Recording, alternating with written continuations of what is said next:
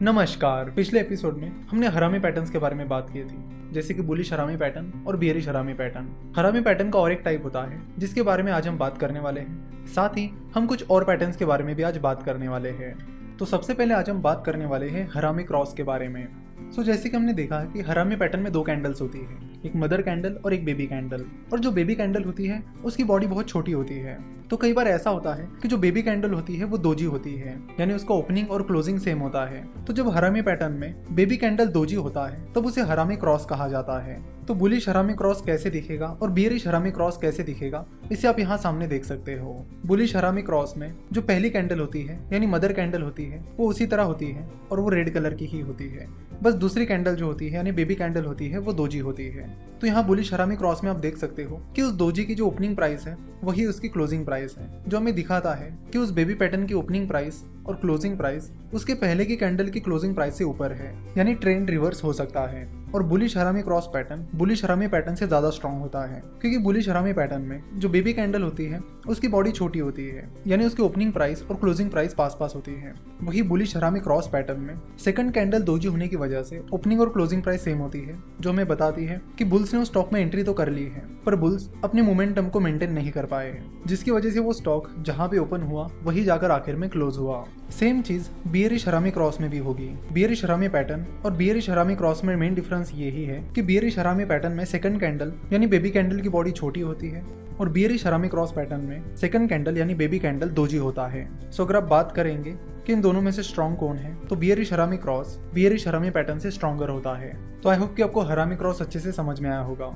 अब हम कुछ और पैटर्न्स की बात करते हैं और शुरुआत करेंगे upside gap two crows pattern से। जैसे कि आप यहाँ पर देख सकते हो कि upside gap two crow pattern 3 candle से बना हुआ होता है। पहली कैंडल ग्रीन कैंडल होती है, दूसरी कैंडल रेड कैंडल होती है और तीसरी कैंडल भी रेड कैंडल ही होती है। तो यहाँ पर जो पहली कैंडल है और दूसरी कैंडल है उनकी बॉडी के बीच हमेशा गैप रहता है, इसलिए इस पैटर्न के नाम में अपसाइड गैप ये वर्ड यूज किया गया है। तो जैसे कि हमें नाम से पता चलता है कि upside gap two crow pattern up trend के दौरान आता है, जिसमें शेयर की प्राइसेस लगातार ऊपर चली जा रही हैं और वो स्टॉक अपने नए नए हाई तैयार कर रहा है।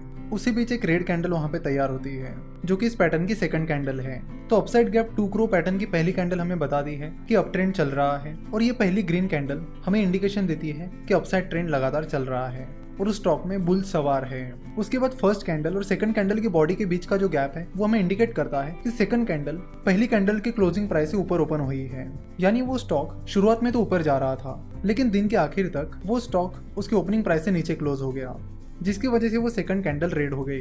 तो ये सेकंड कैंडल हमें बताती है कि अल्दो मार्केट अच्छी खासी प्राइस पर ओपन हुआ था, उसके बाद वो स्टॉक उस बुलिश मोमेंटम को मेंटेन नहीं कर पाया और वो स्टॉक उसकी ओपनिंग प्राइस से नीचे आकर क्लोज हुआ। लेकिन अभी भी आप देखोगे तो इस सेकंड कैंडल की क्लोजिंग प्राइस फर्स्ट कैंडल की क्लोजिंग प्राइस से ऊपर है।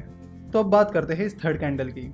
तो ये थर्ड कैंडल भी रेड कैंडल है। जैसे कि आप देख सकते हो कि इस थर्ड कैंडल की ओपनिंग प्राइस उसके पहले वाली कैंडल की ओपनिंग प्राइस से भी ऊपर है, लेकिन फिर से बुल्स अपनी मोमेंटम मेंटेन नहीं कर पाए और वो थर्ड कैंडल की क्लोजिंग उसकी ओपनिंग प्राइस से नीचे रही। यहाँ पर एक इंपॉर्टेंट चीज जो आपको ऑब्जर्व करनी चाहिए वो ये है कि इस थर्ड कैंडल की क्लोजिंग सेकंड कैंडल की क्लोजिंग से नीचे है। तो इस तरह अपसाइड गैप टू क्रॉस से हमें पता चलता है कि बुल्स अपनी मोमेंटम बनाए नहीं रख पा रहे हैं। और थर्ड वाली कैंडल ने तो हमें ये भी बताया है कि उस स्टॉक की क्लोजिंग प्राइस उसके पहले की यानी सेकंड कैंडल की क्लोजिंग प्राइस से भी नीचे है। तो इस तरह ये चीजें इंडिकेट कर रही है कि धीरे धीरे बुल्स अपना कंट्रोल खो रहे हैं, जिसकी वजह से मार्केट में रिवर्सल ट्रेंड आ सकता है। अगर अगले 1 या 2 सेशन तक भी ऐसा ही चलता है तो इन्वेस्टर उस स्टॉक में शॉर्ट पोजीशन ले सकते हैं। अगेन आपको बता दूं कि upside gap two crows pattern उतना स्ट्रॉन्ग पैटर्न नहीं है, तो upside gap two crows pattern के बेसिस पर अपने डिसीजन लेते वक्त आपको सोचने की जरूरत है। अब हम बात करेंगे 3 ब्लैक क्रोज के बारे में। 3 ब्लैक क्रोज कुछ इस तरह दिखते हैं। तो जैसे कि आप देख सकते हो कि 3 ब्लैक क्रोज अपवर्ड ट्रेंड के दौरान आते हैं। 3 ब्लैक क्रोज को पहचानने के 2-3 तरीके हैं। पहला ये कि 3 ब्लैक क्रोज में ये जो 3 रेड कैंडल्स हैं उनकी क्लोजिंग प्राइस उनकी लो प्राइस के करीब होती है। तो आप यहाँ पर देख सकते हो कि इन तीनों भी रेड कैंडल्स की क्लोजिंग प्राइस उनकी लो प्राइस के बहुत नजदीक है।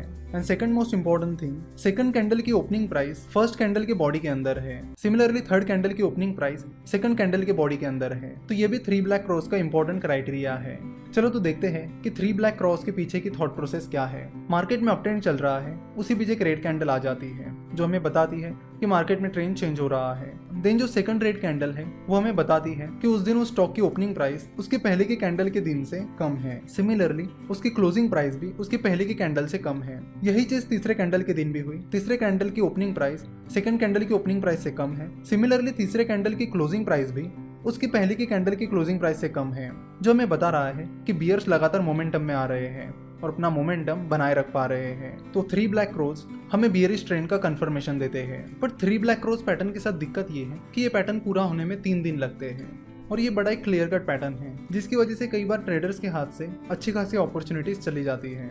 जैसे कि आप देख सकते हो कि इन 3 दिनों में लगातार वो स्टॉक नीचे गिरता चला गया है। तो जो ट्रेडर्स 3 ब्लैक क्रॉस पैटर्न के बाद अपने डिसीजन लेंगे, हो सकता है उन्होंने उससे पहले की अच्छी खासी अपॉर्चुनिटीज गवा दी हो। सो अगर आपको थर्ड कैंडल के दिन पता चल रहा है कि उस स्टॉक की ओपनिंग प्राइस उसके पहले के दिन की ओपनिंग प्राइस से कम है, तो आप थर्ड कैंडल के दिन अपनी पोजीशन स्टॉक में ले सकते हो। 3 ब्लैक क्रॉस पैटर्न के बाद अब हम बात करेंगे 3 व्हाइट सोल्जर्स पैटर्न के बारे में। 3 व्हाइट सोल्जर पैटर्न कुछ इस तरह दिखता है। 3 व्हाइट सोल्जर्स में 3 कैंडल्स होती है और ये तीनों भी कैंडल्स ग्रीन कैंडल्स होती है। तो 3 व्हाइट सोल्जर्स को पहचानने का तरीका ये है कि सेकंड ग्रीन कैंडल की ओपनिंग प्राइस उसके पहली वाली कैंडल से ऊपर रहेगी। सिमिलरली इस सेकंड कैंडल की क्लोजिंग प्राइस उसके पहली वाली कैंडल की क्लोजिंग प्राइस से ऊपर रहेगी। सेम चीज थर्ड कैंडल के बारे में भी लागू होती है। थर्ड कैंडल की ओपनिंग प्राइस सेकंड कैंडल की ओपनिंग प्राइस से ऊपर होगी और थर्ड कैंडल की क्लोजिंग प्राइस सेकंड कैंडल की क्लोजिंग प्राइस से ऊपर होगी।